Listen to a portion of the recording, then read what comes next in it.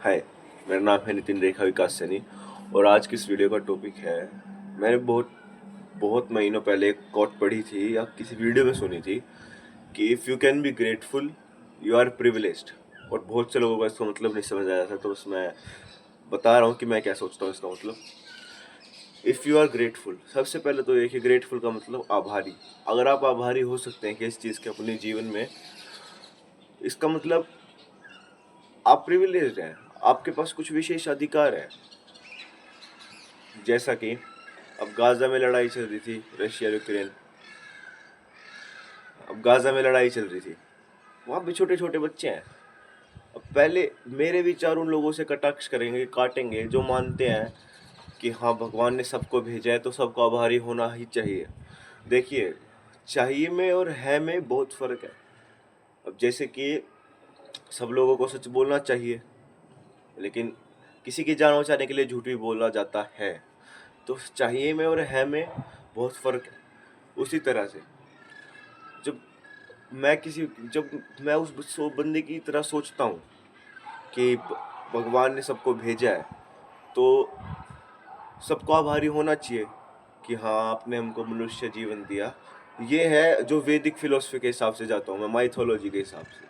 लेकिन जो असल बात है, अब कोई बच्चा है जो अनाथ हो गया बचपन में ही, उसके माँ बाप को गोली मार दी गई है उसके आंखों के आगे।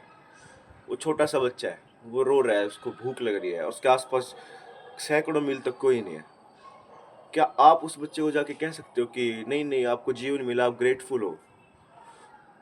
नहीं कह सकते आप उसको। क्यों? क्योंकि वो प्रिविलेज नहीं है उस टाइम पे, आप प्रिविलेज्ड हो। आपने फ़ोन पे उस बच्चे की वीडियो देखी आराम से एसी में बैठ के, आप प्रिविलेज्ड हो, आप ग्रेटफुल हो सकते हो कि मैं ग्रेटफुल हूँ कि मुझे ये चीज़ें मिली हैं। और ग्रेटफुलनेस में एक और चीज़ आती है कि एक तो आपके पास कोई स्किल है। मतलब कई लोग होते हैं जैसे स्क्रोडिंजर, जो अपना जिसने स्क्रोडिंजर से इक्वेशन दी, जिसको गॉड गॉड चाइल्ड बोलते हैं, मतलब भगवान का सबसे फेवरेट चाइल्ड, क्योंकि ऑब्वियसली उसके पास बहुत इंटेलिजेंट थी। लेकिन आप फिर ग्रेटनेस भी दो टाइप की होगी, ग्रेटफुलनेस भी। एक तो ये हो गई कि हाँ मेरे पास ये कुछ शुरू से है, पैदाइशी मेरे पास ये टैलेंट था, बस मैंने इसको थोड़ा सा निखारा और पेश कर दिया कि देखो भाई मैं ये कर सकता हूँ इतनी सी उम्र में। तो फिर उसके लिए आप ग्रेटफुल हो सकते हो कि हाँ मैं ग्रेटफुल हूँ कि मैं इस चीज़ के साथ पैदा हुआ और अब ये चीज़ मेरे को हेल्प कर रही है अपने फ्यूचर में। आप इस चीज़ के लिए ग्रेटफुल, कई लोग होते हैं और कई लोग नहीं मानते कि मैं हूँ, जिसको हम लक से जोड़ देते हैं कभी कभी कि मैंने किसी चीज़ पे मेहनत की। अब मैं लिखता हूँ पोइट्री, अब मैं शुरू से तो नहीं लिखता था कि जब से मैं पैदा हुआ 3 साल की उम्र से मैं बोलने लग गया कि इरशाद और ये सब, ऐसा नहीं था। लेकिन लिख लिख के मैंने उस कला, मैंने इतना प्रैक्टिस करके उसको निखारा कि हाँ मैं इतना अच्छा लिख सकता हूँ, कि मैं इतना डिसेंट लिख सकता हूँ कि मैं आपके आगे बोल दूँ कुछ। और इस चीज़ के लिए मैं ग्रेटफुल हूँ या ना हूँ, ये चीज़ भी दो लोग मानते हैं कि होना चाहिए और नहीं होना चाहिए।